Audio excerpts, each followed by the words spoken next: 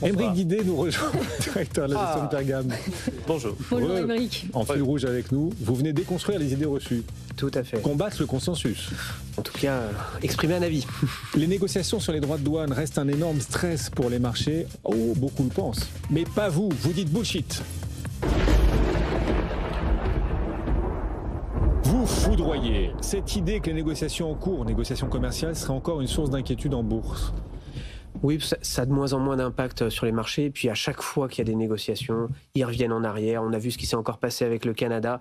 C'est pas que ça devient risible, mais c'est qu'aujourd'hui, quand on regarde l'impact que ça a sur les marchés, c'est de plus en plus faible. Et on commence quand même à comprendre que le Trump 2 est égal au Trump 1.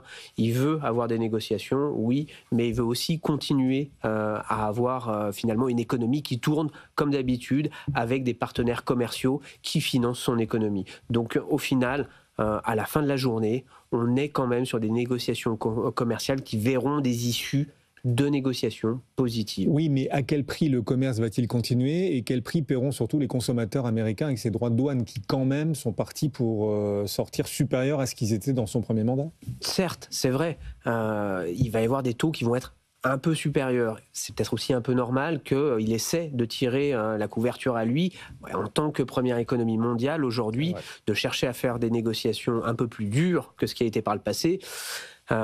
C'est pas illogique. C'est pas illogique aussi par rapport à l'environnement géopolitique qu'on connaît, au poids qu'ont pris les États-Unis dans l'économie mondiale. Donc c'est pas illogique, c'est pas anormal. Maintenant, c'est sûr qu'il a une méthode à lui propre, qui peut paraître évidemment extrêmement différente de ce qu'on a pu connaître ces dernières années. Décennies même. Décennies aussi. Mais il n'empêche que à la fin de la journée, on trouve une issue et tout le monde retrouve un terrain d'entente où on fait du commerce ensemble et ce qui permet à chaque pays d'avancer aussi à faire du commerce toujours avec les États-Unis. Non mais Aymeric, c'est vrai que la méthode est un peu particulière, celle de Trump, mais est-ce que les pays que Donald Trump a en face, ils ont le choix, un autre choix de négocier en fait? Est-ce qu'ils ont que cette alternative d'autre ou ils en ont une autre? Ils ont tous intérêt. De toute façon, personne ne veut casser le joujou. Le joujou du commerce, personne n'a envie de le casser. Et Donald Trump le premier. Donc c'est pour ça qu'il revient à chaque fois à la table des négos. Tous les pays veulent continuer à faire du commerce avec la première économie mondiale parce que ils payent, ils sont solvables, ils ont une monnaie forte. Donc ça permet aussi d'avoir des échanges commerciaux avec des devises dans une monnaie forte. Donc clairement, même si le dollar a baissé ces derniers mois, ça reste quand même la monnaie de référence. Donc tout le monde a intérêt à continuer à faire du commerce avec les États-Unis, même s'il y a des tarifs. Alors on voit que la situation est toujours un petit peu floue avec l'Europe, que les négociations pourraient se prolonger, on pourrait passer de juillet à septembre comme deadline. Et j'allais rajouter une question. Est-ce que finalement la tactique de Trump, c'est pas le perpétuel flou et on négocie tout le temps? C'est un peu ce qu'il a fait historiquement. Il va continuer. Mais que ça va continuer pendant tout son mandat. Oui, parce qu'il va toujours essayer de négocier, d'en vouloir toujours plus. Et c'est pour ça que la perte d'impact dans ces négociations, elle est extrêmement importante aujourd'hui. Et on le voit. Il suffit de retaxer les GAFAM de la part du Canada, puis tout d'un coup, finalement, on revient en arrière, et puis on revient à la table des négociations.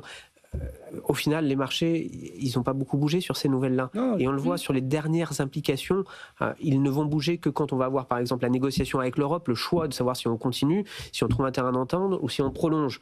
Donc évidemment, on voit que pour le moment, en tout cas, l'impact que peut avoir Donald Trump sur ces négociations est moins important. Les marchés apprennent toujours, encaissent les nouvelles et les digèrent. Et après, c'est pour ça qu'à la fin, on a toujours une négociation qui trouve une issue positive, même si elle doit être... Justement, je voulais rebondir. Oui, certes, les marchés encaissent mieux les atermoiements de Donald Trump sur sa politique monétaire tarifaire. Mais d'un côté, pour les entreprises, ça crée quand même pas mal d'incertitudes. Et on le voit, le marché des intrants en bourse est ralenti, le M&A aussi. Donc quand même, il y a une dynamique qui fait que y a quand même un petit problème de ce côté-là. Un petit côté anxiogène, évidemment. Un peu d'incertitude. Incertitude égale stress dans les marchés, égale baisse des marchés, historiquement. Si ce n'est que quand on a de moins en moins d'impact, forcément, on dissipe un petit peu. Et on a eu des phénomènes typiquement de surstockage pendant les 3 à 6 premiers mois de l'année. Des phénomènes où on a anticipé des commandes. ça y est, c'est un peu déjà derrière nous. Les entreprises, elles sont agiles, il ne faut pas l'oublier. Donc ces phénomènes-là, ils sont passés quelque part. Oui, le flou perpétuel, la négociation perpétuelle, comme vous dites Antoine, et le flou pour négocier et la négociation dans le flou. Vous avez une image qu'on aime bien d'ailleurs, que vous avez déjà utilisée, employée 2-3 fois ici. Vous savez, cette espèce de... C'est dans Star Wars, le vaisseau, vous savez, qui navigue dans l'espace tout en étant en construction perpétuelle. Je suis un peu nul là-dessus. L'étoile de la mort. L'étoile de la mort. Elle est 100 fois plus puissante que l'étoile noire, celle du premier. Là, on parle du 3. Non, alors attendez, c'est 4, 5, 6. Ne me regardez pas, je ne peux pas vous aider. Un nouvel là. espoir, l'étoile noire, elle est finie, elle bousille des planètes. Et ils la reconstruisent dans le 6. Oui, dans le retour du Jedi. En même temps qu'elle continue de naviguer. Mais qu'elle continue d'être construite. C'est-à-dire qu'il y a encore les échafaudages dessus, mais elle tire déjà 100 fois plus puissamment que celle d'avant. Mais Dark Vador, aujourd'hui, il perd un peu de son impact par rapport au reste du monde. Donc c'est là où on est des petits Jedi qui allons combattre pour essayer de faire notre place et d'exister. Et c'est là où l'Europe a un gros potentiel. Si elle arrive à bien négocier et à bien prendre le virage, pour elle, c'est un boulevard. Parce qu'avec un dollar un peu plus intéressant, un euro un peu plus fort, elle peut aussi mener des négociations commerciales, se retourner aussi sur l'Asie, qui est un partenaire qui montre des signes plutôt positifs et un regard plutôt positif sur l'Europe. Donc c'est là où il y a un potentiel important pour l'Europe dans ces négociations, si on arrive à en tirer profit. Le ministre des Affaires étrangères chinois est toute la semaine en Europe, à Paris, Berlin et Londres. Voilà, entre ces 3 capitales, il est là. Voilà. C'est des vrais sujets là-dessus. Et des gros potentiels pour l'Europe.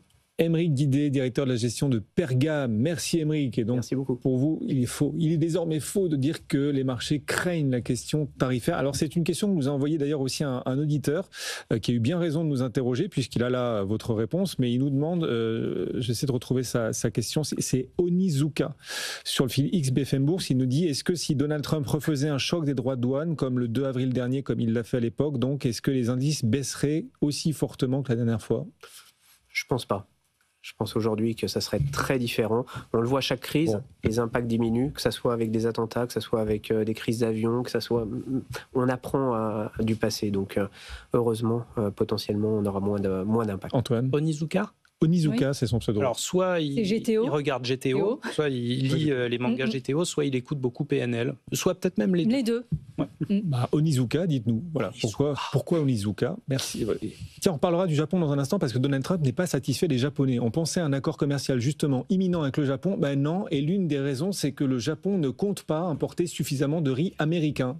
Et ça, Donald Trump le leur reproche aux Japonais. Ça, c'est le meilleur de la journée. Enfin, c'est tellement débile. C'est là où il s'occupe un peu de tout et que de temps en temps, il faut rester dans son rôle. Et c'est ce qu'on reproche. C'est pour ça qu'il perd aussi de son impact. Parce qu'il n'est plus dans son rôle.